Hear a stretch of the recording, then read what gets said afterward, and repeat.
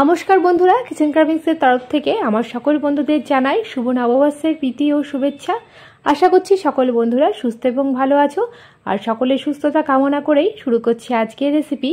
আজকের রেসিপি হলো এঁচোড় মুগের শরীর একটা রেসিপি। দুর্দান্ত হয় খেতে, স্বাদে গন্ধে অতুলনীয় হয়। আশা করছি রেসিপিটি সকলের ভালো লাগবে। ভালো লাগলে লাইক কমেন্ট শেয়ার করার অনুরোধ থাকলো। পাশে থাকা বেল আইকনটি প্রেস করে সঙ্গে থাকবে নেক্সট রেসিপি দেখার জন্য। আর আজকের রেসিপিটি বিশেষ করে আমার যে সকল বন্ধুরা এই শুভ নববর্ষের দিনে নিরামিষ আহার গ্রহণ করো তাদের জন্য একদম স্পেশালি। তাহলে দেখতে থাকো আজকের রেসিপি। আমি এর জন্য 500 গ্রাম মতন এঁচোড় ডুমো ডুমো করে কেটে নিয়েছি। আর নিয়েছি মুগের ডাল ভিজিয়ে রেখেছিলাম। আর নিয়েছি টমেটো, কাজু, আদা, কাঁচা লঙ্কা। এবারে আমি একটা টমেটো কুচিয়ে রেখেছিলাম, সেটা দিয়ে মিক্সিং জারের মধ্যে নিয়ে নিচ্ছি।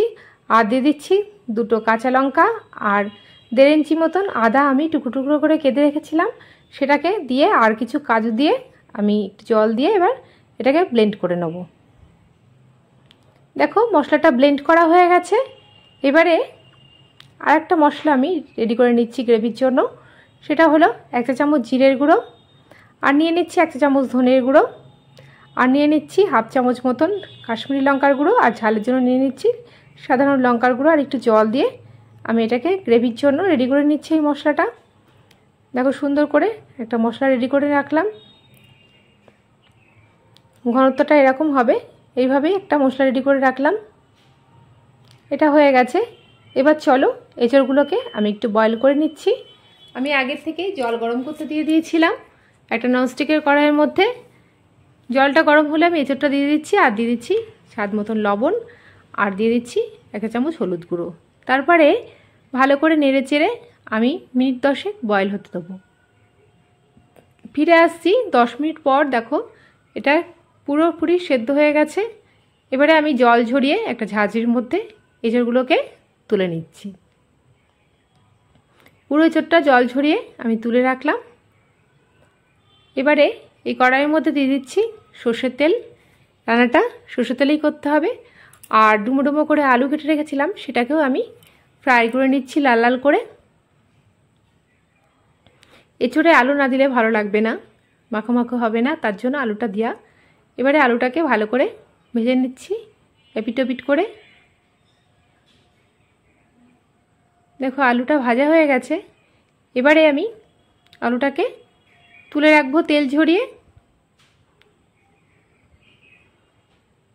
এবারে এই তেলের মধ্যেই আমি সামান্য আর একটু তেল অ্যাড করে দিচ্ছি, আর দিয়ে দিচ্ছি ফোড়নে গোটা জিরে, আর দিয়ে দেবো একটা শুকনো লঙ্কা চেরা, আর গোটা গরম মশলা, এলাচ, লবঙ্গ, দারচিনি। এটাকে আমি কিছুক্ষণ ফ্রাই করে নিচ্ছি একটা ফ্লেভার আসা পর্যন্ত। তারপরে ভিজিয়ে রাখা মুগের ডালটা আমি এর সঙ্গে একটু নেড়ে নিচ্ছি। মুগের ডালটাকেও আমি এই তেলের সঙ্গে ফ্রাই করে নেব। মুগের ডালটাও একটা সুন্দর ফ্লেভার আসা পর্যন্ত আমি ভালো করে নেড়ে নিচ্ছি। আর দিয়ে দিচ্ছি একটু স্বাদ মতন লবণ, আর দিয়ে দেবো হলুদ গুঁড়ো। 2 চা চামচ মতন হলুদ গুঁড়ো দিয়ে দিয়েছি। তারপরে আমি এটাকে একটু ভালো করে নেড়ে নিচ্ছি। মুগের ডালটা একটু লালচে লালচে ভাজা হয়ে এলে, সুন্দর একটা ফ্লেভার আসলে আমি এর মধ্যে দিয়ে দেবো এবারে ভেজে রাখা আলুর টুকরোগুলো। আলু আর মুগের ডালটাকে আমি একটু ভালো করে 4 থেকে 5 মিনিট আমি একটু নেড়ে নিচ্ছি। তারপরে ব্লেন্ড করে রাখা আদা, কাঁচা লঙ্কা, টমেটো, কাজুর যে পেস্টটা বানিয়ে রেখেছিলাম সেটা দিয়ে আমি কষিয়ে নিচ্ছি মিনিট 6 মতন। ভালো করে কষিয়ে নিলে আর আদার কাঁচা গন্ধটা চলে গেলে আমি এর মধ্যে দিয়ে দেবো জিরের গুঁড়ো, ধনের গুঁড়ো আর লঙ্কার গুঁড়ো যে পেস্টটা বানিয়ে রেখেছিলাম সেটা দিয়ে আমি এবার ফাইনালি কষিয়ে নিচ্ছি। দেখো আস্তে আস্তে এটা কষানো হয়ে গেছে। একটু সামান্য জল আমি অ্যাড করেছিলাম, একটু স্কিপ হয়ে গেছে বন্ধুরা। তারপরে বয়েল করে রাখা এঁচোড়গুলো দিয়ে আমি ভালো করে কষিয়ে নেব। এবারে মুগের ডাল দিয়ে, আলু দিয়ে আর এঁচোড় দিয়ে আমি ভালো করে মিনিট 10 আমি কষিয়ে নেব। ঝিমে আছে, লো টু মিডিয়াম ফ্লেমে এটা তেল সেপারেট হওয়া পর্যন্ত মশলা থেকে আমি একটু কষাতে থাকবো। দেখো ঝিমে আছে, আমি এটাকে কষিয়ে নিচ্ছি।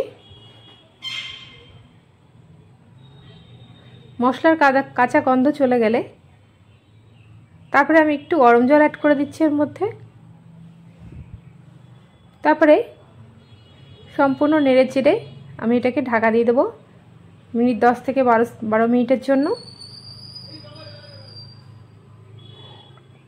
আর দিয়ে দিচ্ছি চেরা কাঁচা লঙ্কা 4টে, আর সামান্য একটু নুন আমি অ্যাড করলাম বন্ধুরা।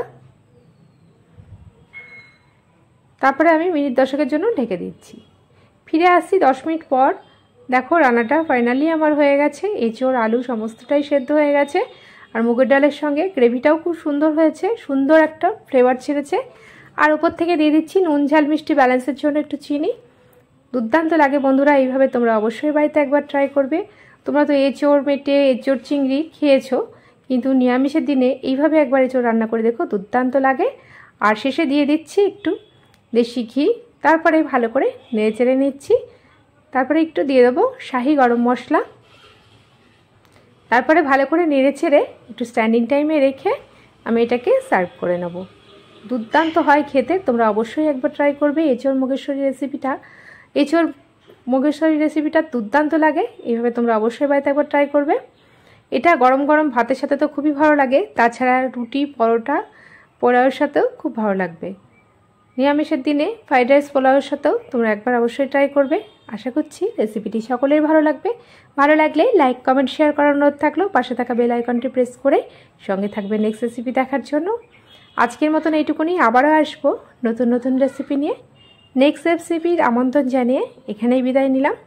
ভালো থাকবে, সুস্থ থাকবে, ধন্যবাদ।